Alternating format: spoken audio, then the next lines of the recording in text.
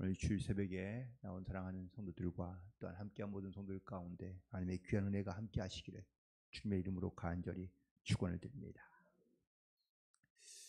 부부관계가 물론 좋으며 또한 아름다운 부부도 있지만 사실 깨어지는 이유들이 많이 있는데 그 원인들, 이혼하는 원인들의 이야기를 조사해 보니까 어떤 이 배우자의 부정이 한 7%이고 그 다음에 경제적인 문제가 13% 되는데 성격 차이가 47%, 거의 절반 가까이에 이른다고 이야기합니다.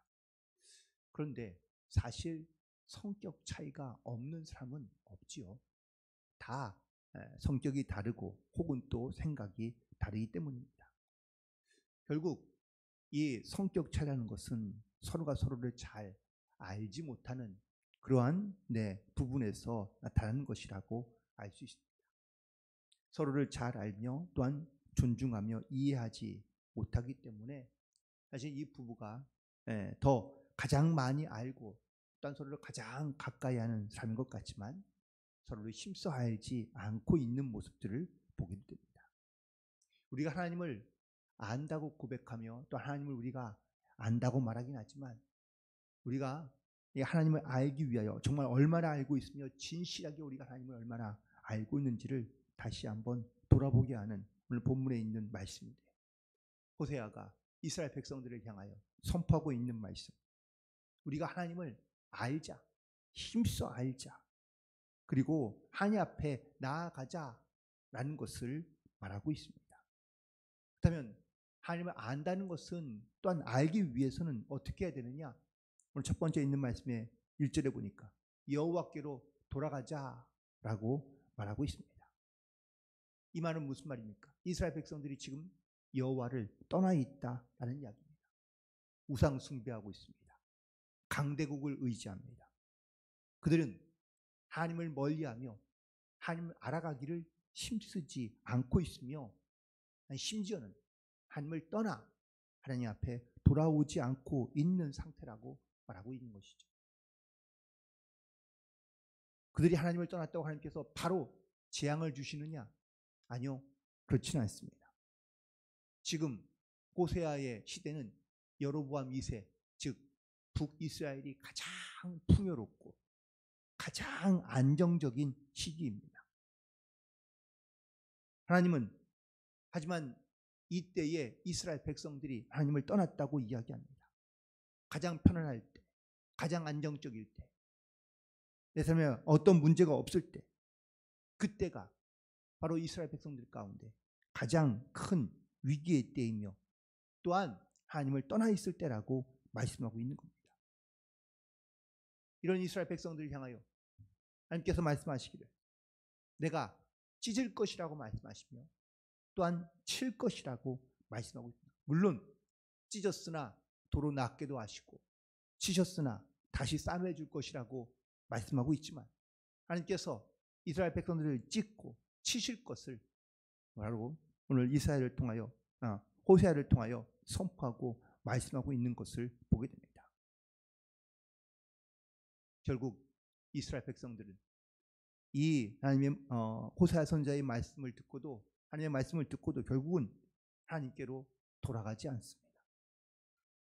그리고 결국 그들은 나라를 잃어버리고 아수르에 멸망되어 700년 동안이나 그들은 찢김을 당하고 또한 상처를 받고 고통 가운데 심판 가운데 하나님 앞에 나중에 후에서야 돌아서 오게 되는 것을 보게 됩니다.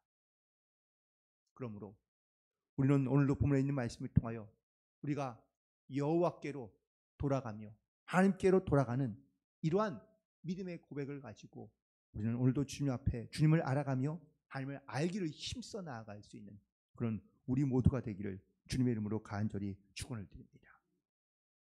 두 번째는 바로 알기 위해서는 말씀을 우리는 잘 알아야 될 줄로 믿습니다.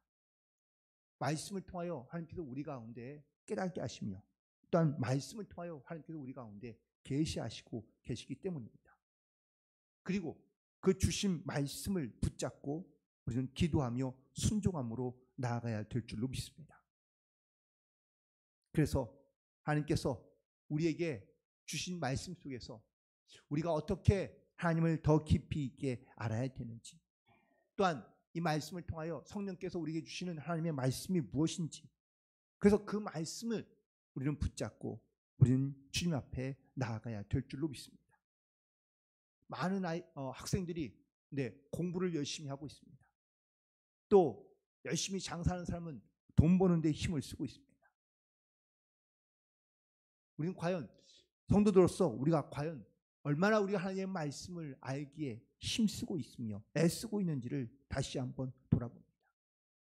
결국 여호와께로 돌아가며 또한 하나님 앞에 나아가는 우리의 성도들이 이처럼 하나님의 말씀을 붙잡고 하나님의 말씀 속에서 우리가 그 말씀 가운데 동행하는 삶을 살아갈 때 하나님을 통하여, 말씀을 통하여 우리의 마음과 우리의 심령뿐만 아니라 우리의 삶을 이끌어 가시는 주님의 그 인도하심을 따라 오늘도 우리가 주님 앞에 동행하는 삶이 되기를 간절히 소망합니다.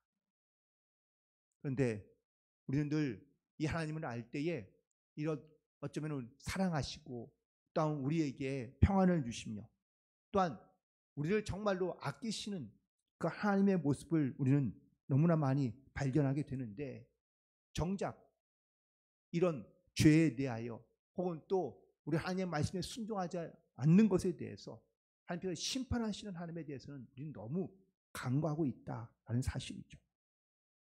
오늘 본 말씀 5절에 있는 말씀을 보니까 그러므로 내가 선지자들로 그들을 치고 내 입의 말로 그들을 죽였노니 내 심판은 비처럼 나온다고 말씀하고 있습니다.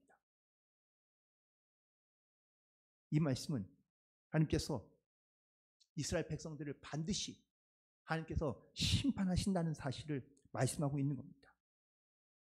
하지만 이 말씀을 들어도 이스라엘 백성들은 심각하게 생각하지 않습니다. 아니, 깨닫지 않습니다.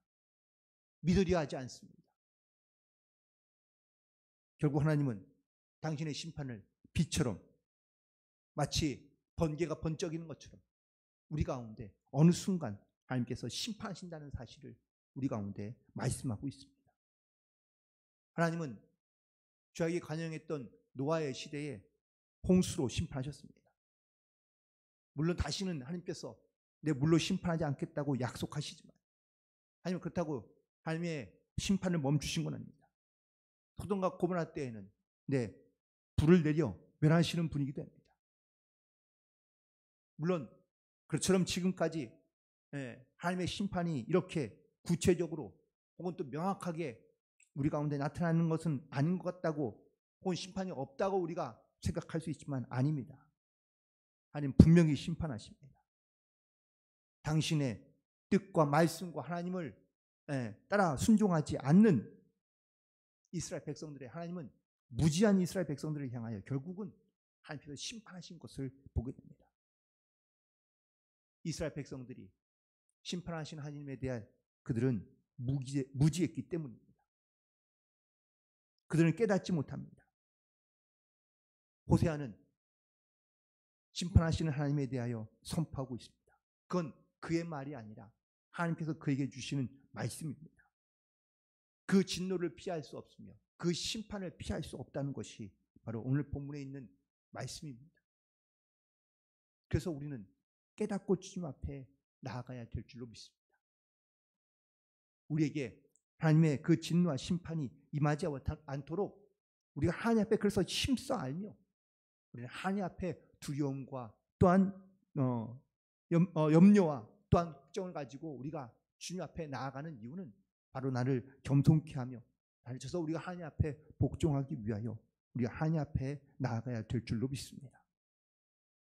하지만 심판의 하나님이 아니라 심판의 하나님만이 아니라 바로 사랑의 하나님이신 것을 오늘 본문에서 말씀하고 있는데요. 6절에 있는 말씀에 보니까 나는 인애를 원하고 제사를 원하지 아니하며 번제보다 하나님을 아는 것을 원한다고 말씀하고 있습니다.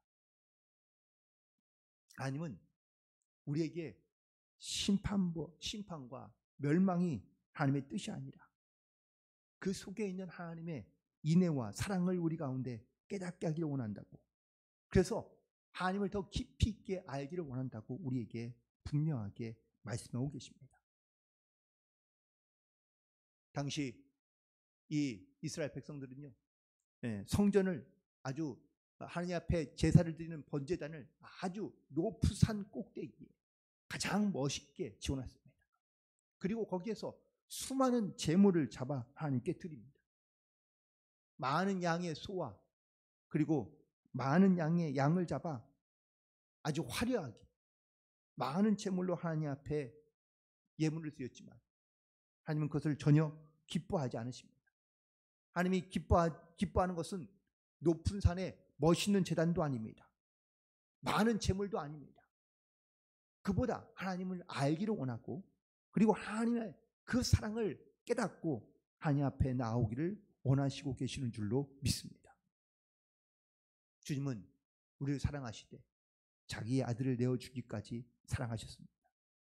그리고 또한 하나님은 그 사랑으로 우리 가운데 충만하게 원하시며 그리고 하나님은 그 사랑을 알기를 우리 가운데 원하시는데 우리는 그 하나님의 사랑에 대해서는 관심을 두지 아니하고 하나님을 아는 것은 원치 아니하고 그저 내 머리에 있는 생각과 아니면 나의 어떤 이익과 유익과 혹은 또 내가 생각하는 것만을 우리는 바라보며 나아갈 때가 많다는 것이죠.